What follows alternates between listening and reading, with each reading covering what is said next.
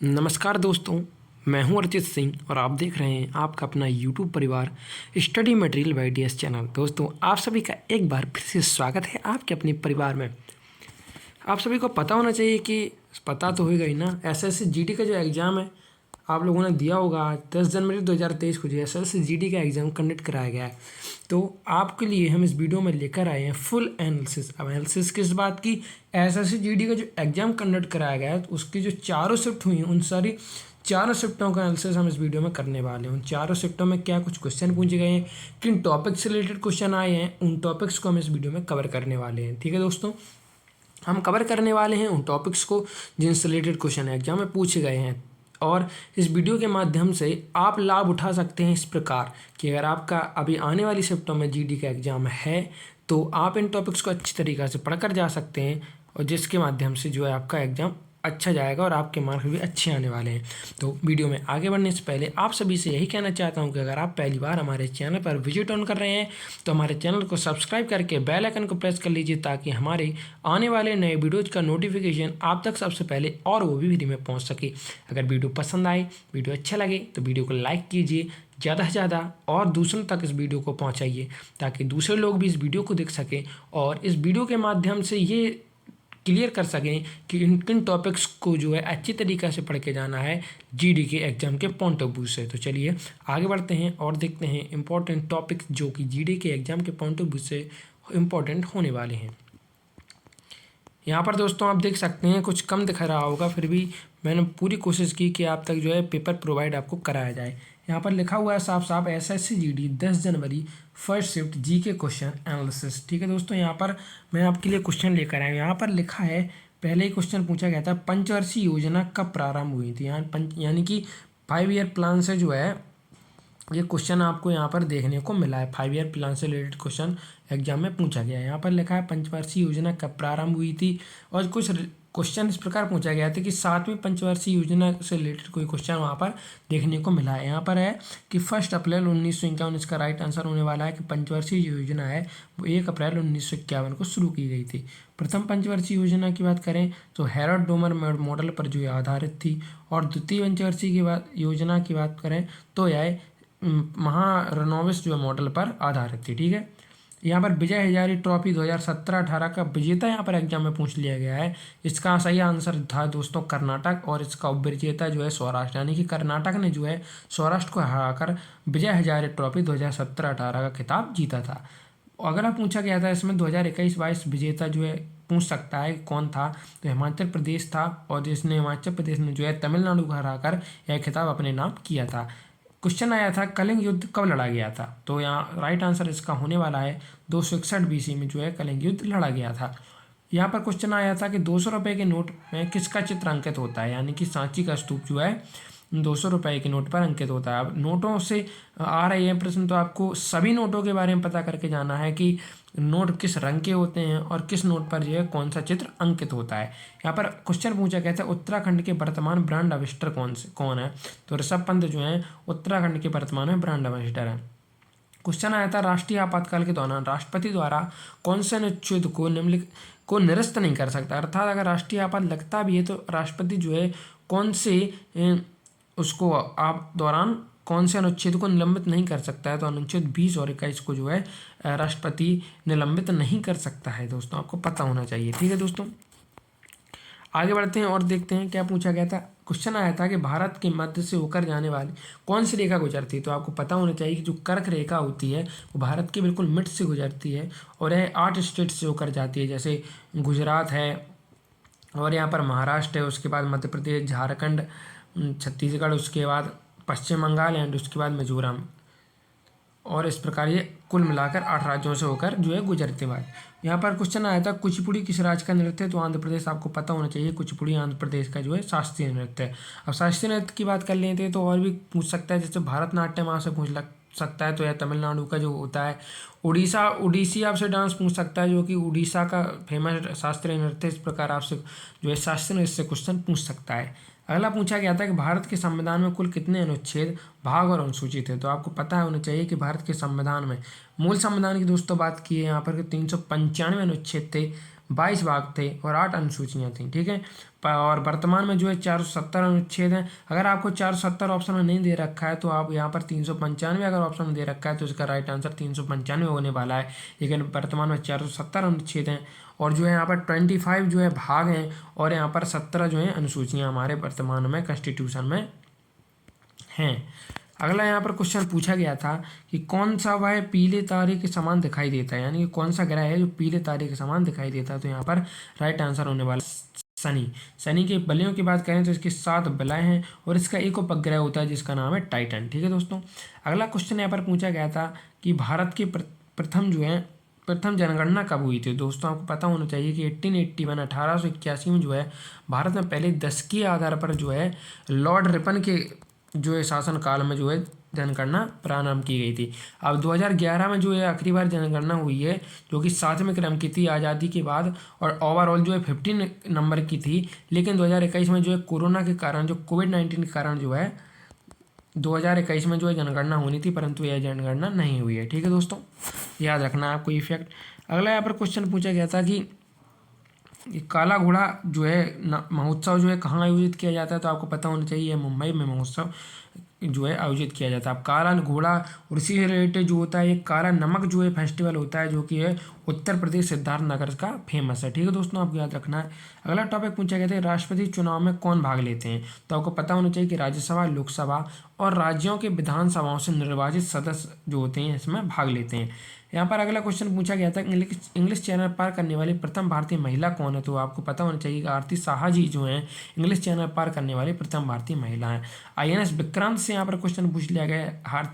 हाल ही में जो है करंट अफेयर्स का क्वेश्चन है दोस्तों, यह हाल ही में सुर्खियों में रहा है कि INS विक्रांत को किसके द्वारा देश को समर्पित किया गया है। दोस्तों आपको पता होना चाहिए कि नरेंद्र मोदी द्वारा जो है पश्चिम बंगाल CPR से जो इसको सेना को जो सौंप दिया गया है। अब यहाँ पर देख लेते हैं, क्वेश्चन आया था कि 50 रुपये का नया नोट किस कलर का है। तो आपको पता होना चाहिए कि 50 रुपये का जो नोट है जो ब्लू कलर का, हल्का ब्लू कलर का जो है इसका राइट आंसर होने वाला है। 500 रुपये की बात करें तो स्टोन ग्रे इसका कलर हो जाएगा और 10 रुपये की बात करें तो चॉकलेट ब्राउन जो इसका रंग है। 20 रुपये की बात करें तो ग्रीनिश येलो जो है 20 रुपये के नोट का रंग है। और भी यहाँ पर नोट के रंग यहाँ पर आपको पूछ सकते हैं, तो आपको जो है इन टॉपिक्स को अच्छी तरीक़ा से देख कर जाना है, ठीक है। आगे बढ़ते हैं। क्वेश्चन आया था कि हिंदी से जंगम का विलोम शब्द क्या है। तो आपको पता होना चाहिए कि पहली बात तो जंगम मतलब क्या होता है। जंगम मतलब होता है जो एक स्थान से दूसरे स्थान पर चलकर जा सके, यानी कि चलायमान, ठीक है दोस्तों। तो जंगम का विलोम क्या होगा, चलायमान का, यानी स्थिर, जो स्थिर होगा, अर्थात जंगम का अर्थ होता है जो चल सकता है और इसका विलोम होगा स्थावर, यानी कि जो स्थिर रहता हो। अब जंगम के पर्यायवाची की बात कर लें तो गमनशील, यानी कि चलने वाला, चलने वाला, चलायमान, इसका भी अर्थ होता है चलायमान, ठीक है दोस्तों, याद रखना।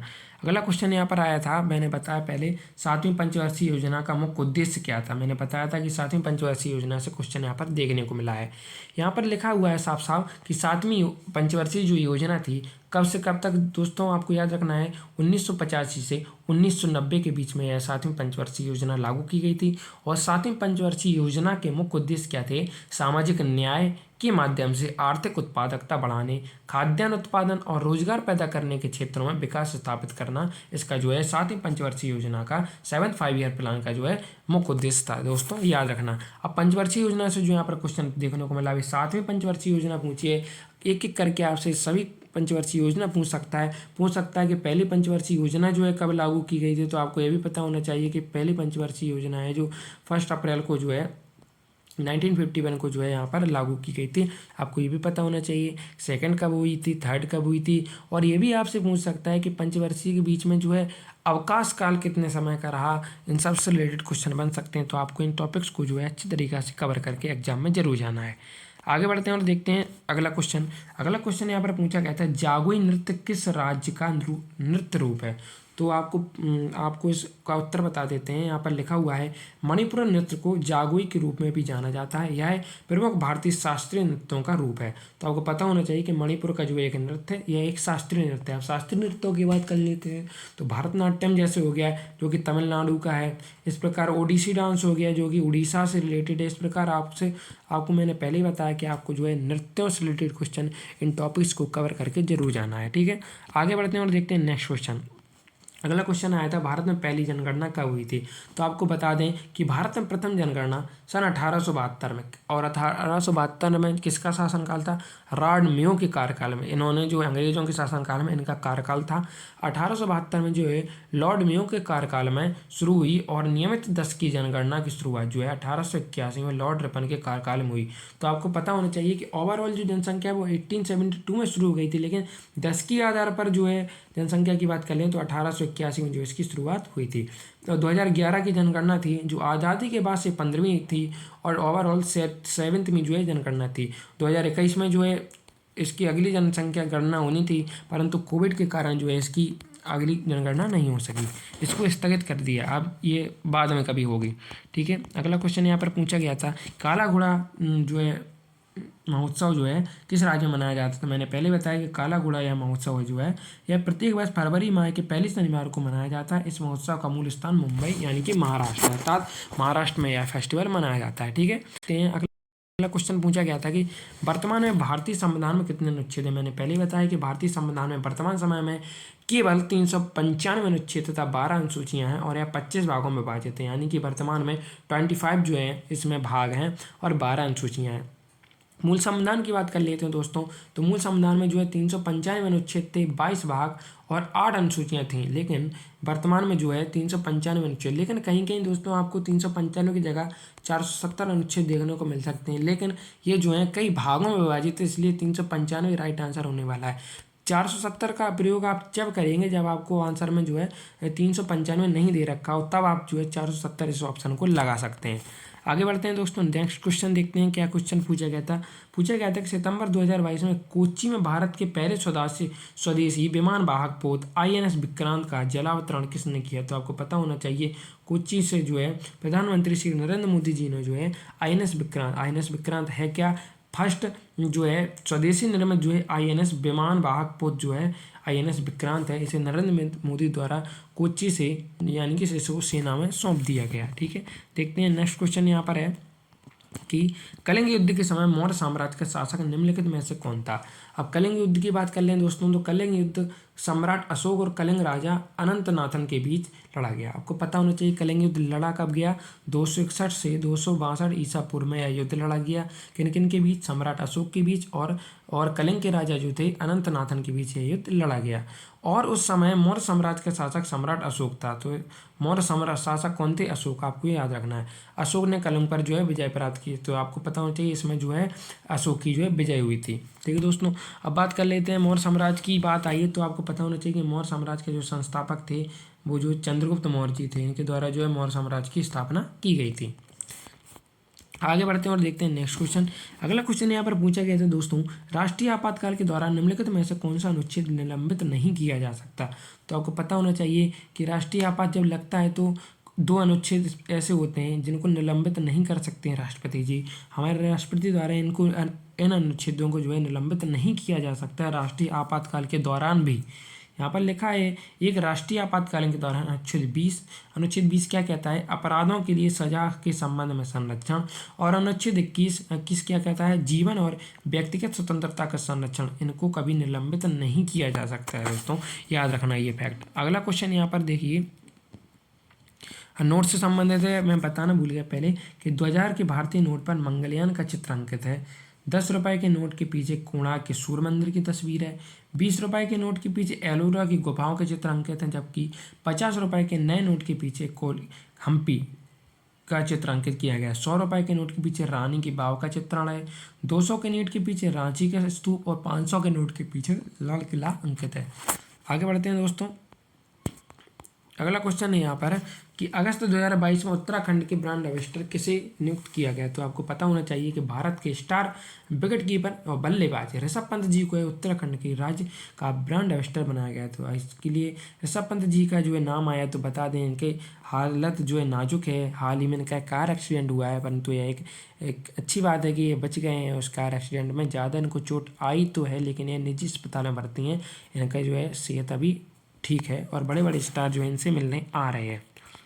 अगला क्वेश्चन यहाँ पर पूछा गया था कि 2017-18 विजय हजारे ट्रॉफी का खिताब किस टीम ने जीता था। तो आपको पता होना चाहिए कि फाइनल में जो है कर्नाटक ने सौराष्ट्र को, अब आपको बता देंगे 2017 और जो 18 की विजय हजारे ट्रॉफी है यह कर्नाटक राज्य और सौराष्ट्र के बीच जो है फाइनल मुकाबला हुआ था, और जिसमें कर्नाटक ने सौराष्ट्र को 41 रन से हराकर टूर्नामेंट जीत लिया था। अब बात कर लें विजय हजारे ट्रॉफी की, तो विजय हजारे ट्रॉफी सीजन 2022-23 में फाइनल में सौराष्ट्र ने महाराष्ट्र को 5 विकेट से हराकर खिताब जीत लिया था। ठीक है दोस्तों, याद रखिएगा। आगे बढ़, ये थे कुछ क्वेश्चन दोस्तों जो कि एसएससी जीडी के 10 जनवरी को चारों शिफ्ट हुई हैं, उनमें जो है ये क्वेश्चन हमें मिले हैं, जिसका हमने एनालिसिस आपके सामने पेश कर दिया। अगर आपके सामने आपके पास और भी वीडियो हो तो हमें कमेंट बॉक्स के माध्यम से कमेंट करके हमारे पास भेजिए, ताकि हम उन क्वेश्चन का जो एनालिसिस आपके सामने ला सकें, आपके समझ पेश कर सकें और आप लोगों की हेल्प कर सकें। अगर वीडियो पसंद आया हो तो वीडियो को लाइक कर दीजिए, हमारी मेहनत अच्छी लगी हो तो भी वीडियो को लाइक कर दीजिए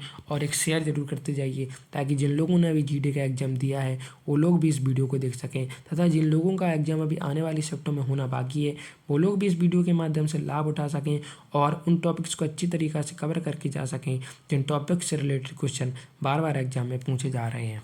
तब तक के लिए दीजिए मुझे इजाज़त, और अंत में यही कहना चाहता हूं कि अगर आपने पहली बार हमारे चैनल पर विजिट ऑन किया है तो हमारे चैनल को सब्सक्राइब कर लीजिए और बेल आइकन को प्रेस कर लीजिए, ताकि हमारे आने वाले नए वीडियोज़ का नोटिफिकेशन आप तक सबसे पहले और वो भी फ्री में पहुँच सके। और अंत में आपका तहे दिल से आभार कि आपने अपना बहुमूल्य समय हमारे चैनल पर बिताया, इसके लिए आपका तहे दिल से आभार करता हूं। अब दीजिए मुझे इजाज़त, फिर मिलूंगा नेक्स्ट वीडियो में ऐसे ही अच्छी एनालिसिस के साथ। तब तक के लिए आप खुश रहिए, मस्त रहिए, यूं ही मुस्कुराते रहिए। जय हिंद, जय भारत, वंदे मातरम।